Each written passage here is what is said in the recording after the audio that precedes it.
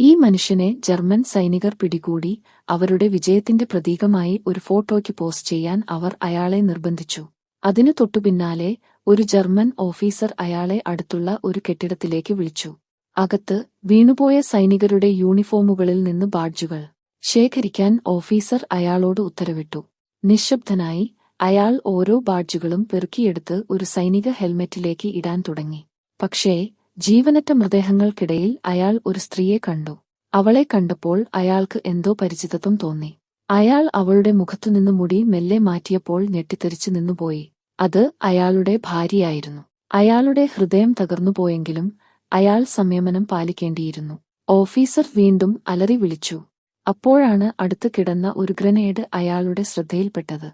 ഒട്ടും മടിക്കാതെ അയാൾ അത് കയ്യിലെടുത്തു, പിൻവലിച്ചു മാറ്റി, എന്നിട്ട് അത് ശ്രദ്ധയോടെ ഹെൽമെറ്റിനുള്ളിൽ ഒളിപ്പിച്ചു.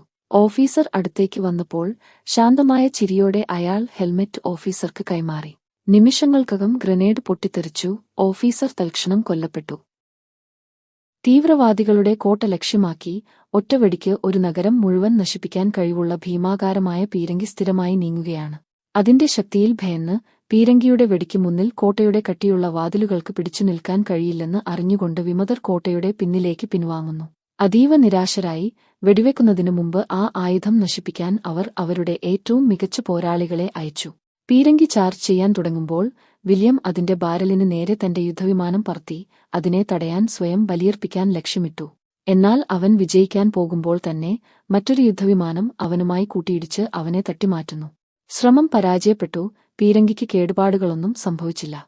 പീരങ്കിയുടെ കമാൻഡർ തന്റെ ആളുകളോട് ആക്രമണത്തിന് തയ്യാറെടുക്കാനും എല്ലാ വിമതരെയും ഇല്ലാതാക്കാനും ഉത്തരവിട്ടു. അപ്രതീക്ഷിതമായി ഒരു വൃദ്ധൻ കോട്ടയിൽ നിന്ന് പുറത്തേക്ക് ഇറങ്ങിവന്നു. റോബോട്ടുകൾ ഉടൻ തന്നെ വെടിയുതിർക്കാൻ തുടങ്ങി. എന്നാൽ എല്ലാവരെയും ഞെട്ടിച്ചുകൊണ്ട് ആ ശക്തമായ വെടിവെപ്പിനിടയിൽ വൃദ്ധൻ ഒരു പോറൽ പോലും ഏൽക്കാതെ നിന്നു. വിമതരും പീരങ്കി സംഘവും അവിശ്വസനീയത്തോടെ തുറിച്ചുനോക്കി. ഇത് ഏതെങ്കിലും തന്ത്രമായിരുന്നോ അതോ വൃദ്ധൻ ശരിക്കും അജേയനായിരുന്നോ? യുദ്ധക്കളത്തിൽ നിശബ്ദത തളം കെട്ടി. അന്തരീക്ഷം സംഘർഷഭരിതമായി.